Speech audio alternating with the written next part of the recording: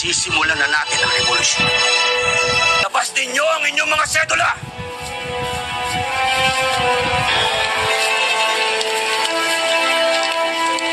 Pagmasdan ninyo ang munting papel na umaalipin sa ating lahat.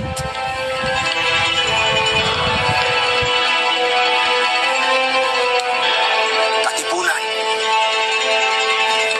kailangan na nating wakasan ang ilang daang taong pananakop ng Espanya. Kulang man tayo sa sandata. Mas malakas man ang barel at kanyon ng mga Kastila. Lalaban tayo hanggang sa huling hininga. Hindi tayo magpapalubig. Tayo ang magtatagumpay. Dahil tayo ang mga anak ng bayan. Tayo ang nagmamay-ari sa lupang ito. Sa atin ang bayan ito. Ulitin ang mga sedula nyo!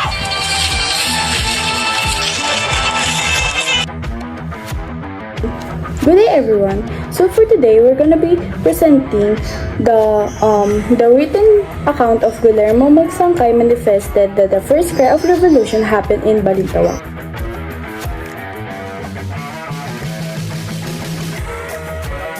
Background of Guillermo Masangkay, YRPL, or known as Guillermo Masangkay. He was born June 25, 1867 in Tondo, Maynila and died on May 30, 1963. His parents were Domingo Masangkay of Batangas and Victoria Rafael from Tansa, Cavite. He was the youngest among the 4 children, thought he don't have a formal education, but he had a strong intellectual drive. He was a boatman and became fluent in Spanish and deeply aware of the political and social condition in his time. Although he was only a banker or a boatman, he became fluent in Spanish and deeply aware of the political and social condition of his time.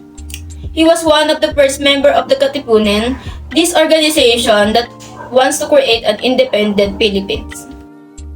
Learning outcomes. First, the value.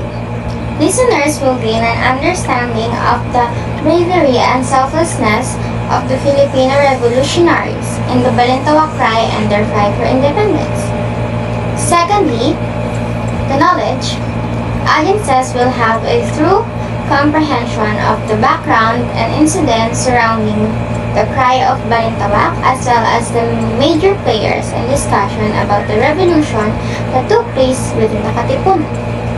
Lastly, the skills. By assessing various historical accounts, contrasting sources, and checking primary documents, listeners will enhance their analytical and critical thinking abilities, while also gaining a better understanding of the Cry of Balintawak's significance with the larger Philippine Revolution.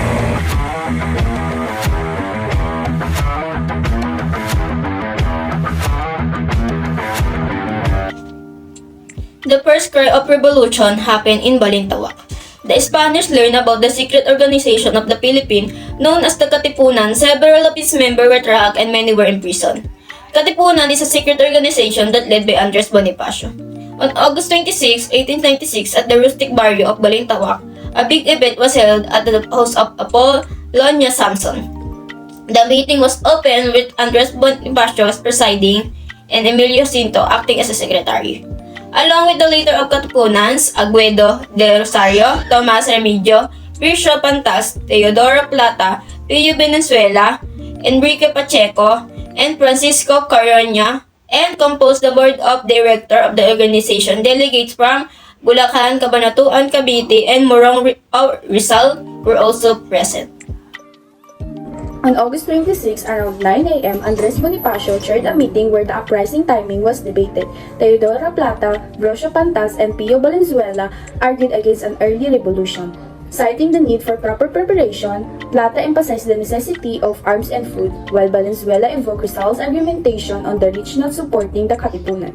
Failing to sway the decision, Bonifacio left address the waiting crowd, fearing Spanish retaliation and emphasizing the discovery of their organization. He rallied the people with a passionate speech. In response, The crowd fervently shouted for revolution. Bonifacio then argued them to pledge their commitment by destroying their cedulas, symbolizing their breakthrough in the Spanish rule. Well, in this part, Bonifacio's appearance made him stand out on that unforgettable day. He worked as a warehouseman, that he usually carries an umbrella, and dressed in an open coat, black necktie, and a hat. He made the bamboo hats in his spare time to sell in Manila in order to supplement his income. Along with the other Katipunan commanders, Bonifacio quickly prepared soldiers to repel the civil guards' attack as soon as the word spread of the approaching Spaniards. In this time, the gunshots have been heard, and the conflict started. At 5 p.m., while celebrating the Katipunan leaders' decision to start an uprising at Balintawak, guards warned of Spanish arrival. Katipunan leaders, including Bonifacio and Emilio Jacinto, prepared for attack. A group guarded a creek where shots were fired, leading to a massive conflagration. Based on the leaders of Katipunan, the Spanish was arrived, and the Katipunan leaders was prepared for attack, which is include Bonifacio and Emilio Jacinto. And the other group of guarded the creek where shots were fired, led to a massive conflagration. While the Filipinos succeeded in creating their own constitution and forming a more formal army outside of Spanish rule, they did not succeed in gaining their complete independence after the Philippines Revolution. Ultimately, when the Spanish and the US established peace, the US purchased and colonized the Philippines, causing the Filipino rebels to continue fighting against the US. The Philippines didn't ultimately achieve independence until 1946. The Commercial Report on the 27th of August 1896 carried news that disturbances in Balintawak, a jurisdiction of Caloocan. The report highlighted the events unfolding in Balintawak, a town under the jurisdiction of Caloocan.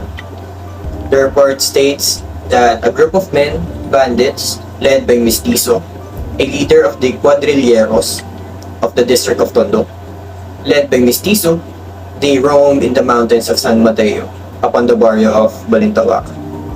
These events lead us to the start of the Philippine Revolution, the first cry of revolution.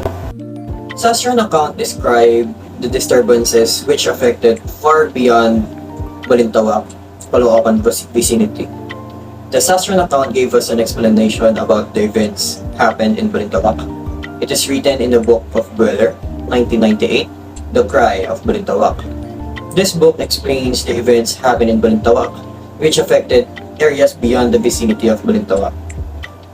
When this said book also states the cry for revolution in the Philippines.